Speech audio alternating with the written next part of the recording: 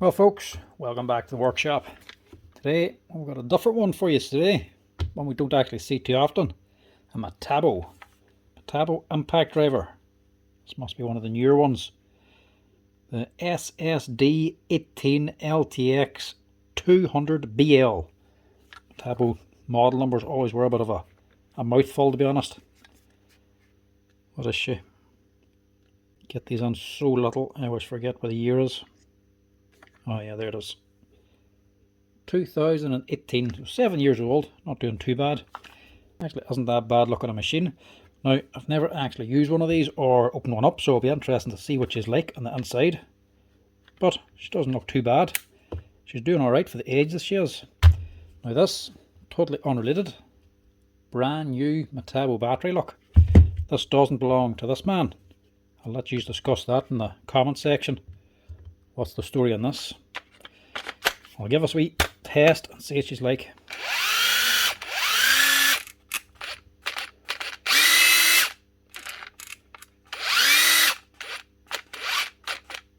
Oh, switch.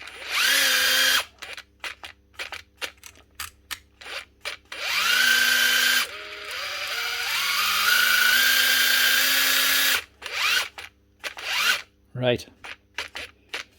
There's the kiss of death for a lot of brands. Once you get a switch problem, there's not really much you can do. But luckily, going by the shape of this, well, luckily, I hope, this can be fixed. Actually, quite a nice battery. Metabos, a little bit like a Koki, you can get spare parts for, at least some of them. The motor units are generally one piece, but not everything inside, so I think we might be able to fix this. First, I have to see if it is a replaceable switch.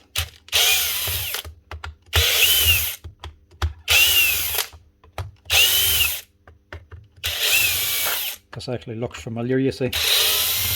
I do have a few Metabo switches in stock, or I hope I do anyway. And they're very similar to that actual trigger button.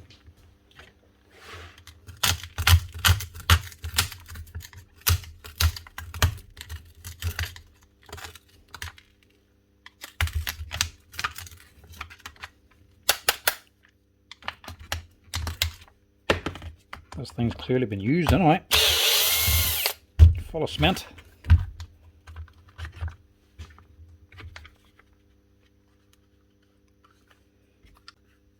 So this has to come out first. A little bit like the older Makita brushed machine. A little sleeve on it.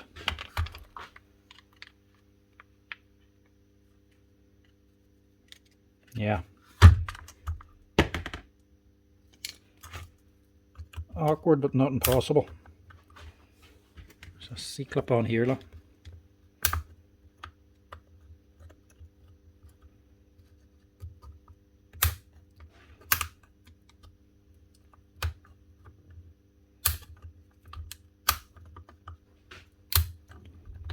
Can't get it off. There we go.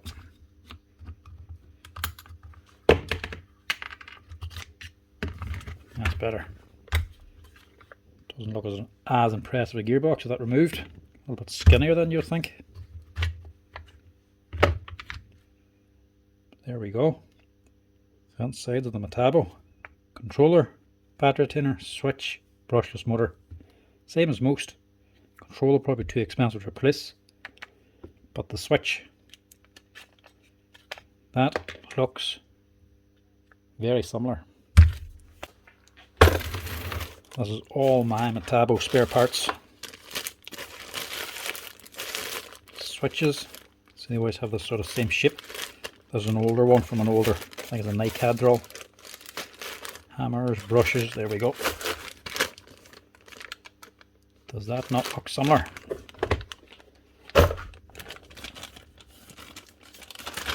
That's not the part number, that's just an old fast tool bag. Ordered a few of these and just put them in there. So I'm not sure the part number, but that does look awfully similar. A lot of the Metabo drills Drills, impactors, even a few nut guns I think, all use the same switch. Keeps the price of them down and makes them a lot easier to get. So this could be a very simple fix. Pull that out. It's definitely the switch anyway, look. See the corrosion up on top. It's been getting wet and corroding. Now the only thing I never liked about these, it's a good thing and a bad thing about them. Batteries are actually fantastic, one of the best quality batteries you're going to get, and one of the best retaining systems for holding the battery in. No button on the battery for releasing it, the button's on the tool. So the battery retention mechanism is probably one of the most complicated on the market, and it takes a little bit of getting used to when you're putting them back together again. A spring here and 1, 2, 3, 4 or 5 different pieces to it. So once you take it apart, it's a bit awkward to get it back together again. Easy enough to do once you're used to it, like, but it's just one of them things. It's not as straightforward as some of the other brands, but a great way to actually hold the battery in. So first of all, I'm going to give this a quick wee blow with the compressor actually. Right, now that we're on it, may as well have a wee peek.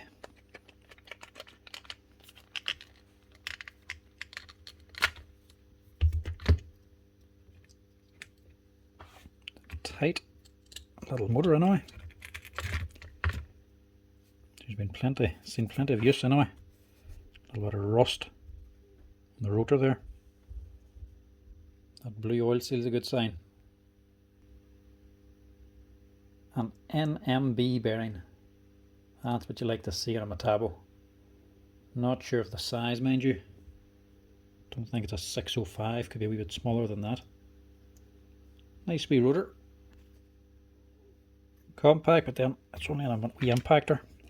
Stator, separate. You can buy this on its own, you can buy the stator on its own. It just connects in down here. You can put a wee solder joint then to put the leads back on. Your controller, probably never be replacing that if that ever goes.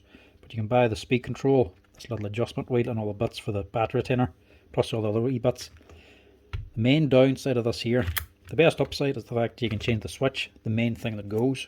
But the biggest downside, gearbox, one solid piece, not what you want, but then generally they shouldn't really give a lot of trouble. It's only an impact driver, it's not like it's a nut gun, but that there, it's all one piece, so anything goes inside of this, you have to replace the lot. Not the best system, but that's the way she is.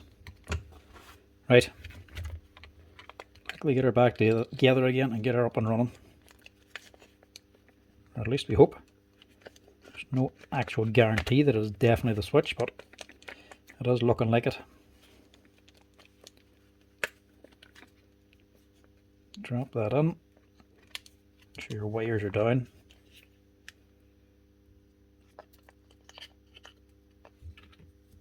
Drop your switch in, but just make sure this little wheel on top gets engaged. Drop them in together. And then run the wire down.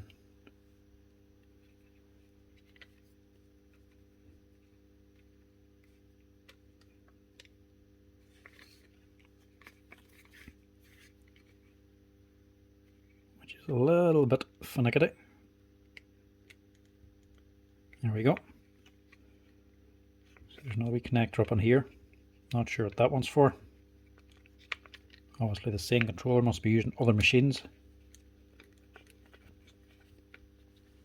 And that's it. Nice and simple and easy to do. And not expensive. I think that switch costs around €20. So it's very affordable to repair if you ever have trouble with it.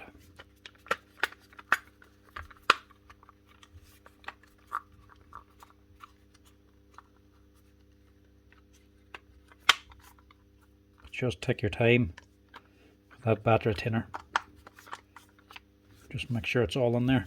The cover will have a bit of a spring because the stator and armature are magnetized. They'll be pulling and pushing against each other. So I'll try to spring it a little bit. It's the actual screws that hold everything together, center the motor.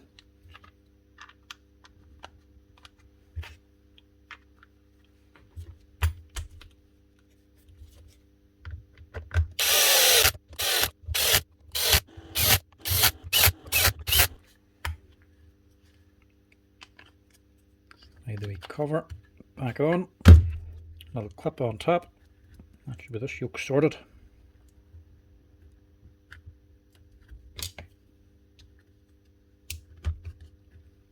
The biggest downside of Metabo is spare parts. Getting them. Because they're not as big a brand, not as many people have them. They're more industrial, specialist tools. Not as many people buy them. So less people stock them. And generally they last a little bit better anyway, so they don't fail as much. So not as many people just stock parts for them. So it can be kind of slow to get the spare parts. That's probably their biggest downside. Well, for me as a repair agent or repairman. But they do tend to last. That's her. Let's see what she's like now. Look at that.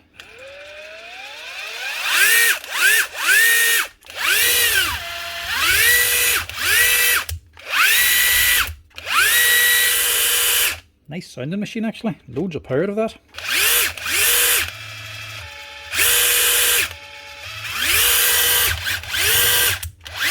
Nice. Just make sure the tool holder actually works. It's a little bit stiff actually. Just get a wee bit of oil or something on that. It's a wee bit rusted too. Not the most ideal stuff, but it's what is to hand.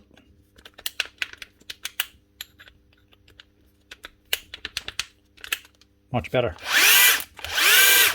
That's her. Metabo Impact driver with a new switch. Like I say, they don't really fail as much, and you don't really need as many spare parts. I mean, that is all of the Metabo parts I actually have in stock. Well, into context, Bosch and Makita, there's loads of spare parts here, but I'm a repair agent for them. Like the Halti, there's 4 boxes of Halti parts here. We don't even fix Halti tools anymore. DeWalt, 3 or 4 boxes of DeWalt stuff. It's Metabo. And get away with all that there. Not doing too bad. That's her. That's how you replace the trigger or switch in a Metabo Impact driver. But it'll be the same if it's a Metabo drill or like of a nut gun, one of these newer brushless motors. That's on the SSD 18 LTX 200 BL Metabo Impact driver. That's how you fix it if you have one yourself. Anyway folks, thanks for watching. As always, if you're liking the wee repair videos, give us a wee like and a follow down below. And if you want to help out the channel, you can also hit the share button. Anyway folks, till next time, chat to you later.